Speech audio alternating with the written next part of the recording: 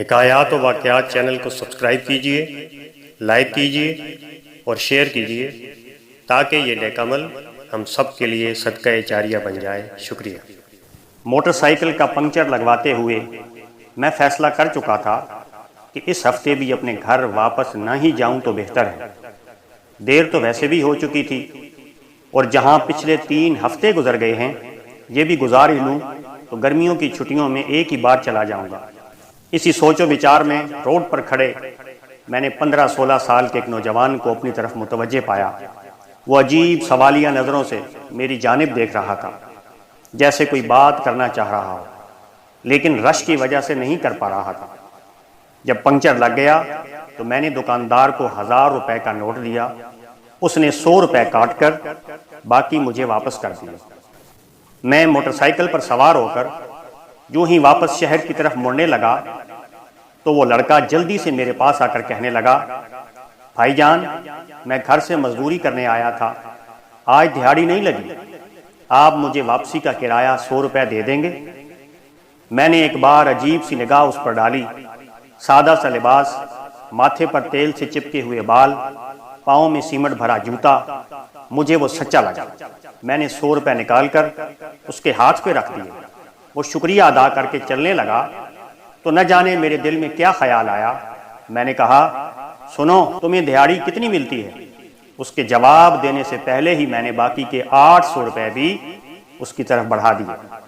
وہ ہچکچاتے ہوئے پیچھے ہٹا اور کہنے لگا، نہیں بھائی جان، میرا گھر تو گاؤں میں ہے، 2-3 گھنٹے میں پیدل بھی جا سکتا تھا، لیکن کل سے ماں جی کی طبیعت ٹھیک نہیں ہے، اوپر سے دہاڑی بھی نہیں لگی، سوچا آج جلدی جا کر ماں جی کی خدمت کر لوں گا۔ میں نے کہا، اچھا یہ پیسے لے لو، ماں جی کے لیے دوائی لے جانا۔ وہ کہنے لگا، دوائی تو میں کل ہی لے گیا تھا، آج میں سارا دن ماں جی کے پاس رہوں گا تو وہ خود ہی ٹھیک ہو جائیں گے۔ مائیں دوائی سے کہاں ٹھیک ہوتی ہیں بابو جی؟ میں نے حیران ہو کر پوچھا، تمہارا نام کیا ہے؟ اتنے میں اس کی بس آ گئی۔ وہ بس کی چھت پر لپک کر چڑھ گیا اور میری طرف مسکراتے ہوئے زور سے بولا، گلو۔ گلو کی بس آہستہ آہستہ دور ہوتی جا رہی تھی، لیکن گلو کے واپس کیے ہوئے 800 روپے میرے ہتھیلی پر پڑے ہوئے تھے اور میں ہائی اسٹریٹ کی رش میں خود کو یکدم بہت اکیلا محسوس کرنے لگا۔ کچھ سوچ کر میں نے موٹر سائیکل کا رخ ریلوے اسٹیشن کی طرف موڑ لیا۔ موٹر سائیکل کو سٹینڈ پر کھڑا کر کے ٹوکن لیا اور ٹکٹ گھر سے 700 روپے میں اپنے شہر کا ٹکٹ لے کر گاڑی کے انتظار میں بینچ پر بیٹھ گیا۔ کب گاڑی آئی، کیسے میں سوار ہوا، کچھ خبر نہیں۔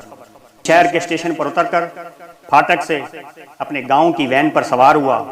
آخری بچے ہوئے 100 روپے کرایہ دے کر جب شام ڈھلے اپنے گھر کے دروازے سے اندر داخل ہوا تو سامنے صحن میں چارپائی پر امی جان سر پر کپڑا باندھے نیم دراز تھی۔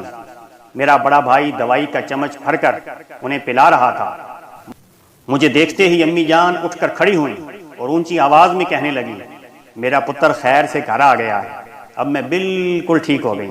میں آنکھوں میں آنسو بھرتے ہوئے دوڑ کر ان کے سینے سے جا لگا۔ بس کے گیٹ میں کھڑے گلو کا مسکراتا ہوا چہرہ یکدم میری آنکھوں کے سامنے آ گیا اور میں سمجھ گیا کہ اس نے مجھے 800 روپے واپس کیوں کیے تھے۔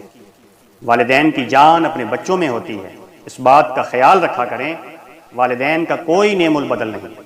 اگر آپ انہیں کچھ دے نہیں سکتے تو خیر ہے، لیکن انہیں اپنی زندگی میں سے وہ قیمتی وقت ضرور دیں جس سے انہیں احساس ہو کہ وہ آپ کے لیے انتہائی اہم ہے۔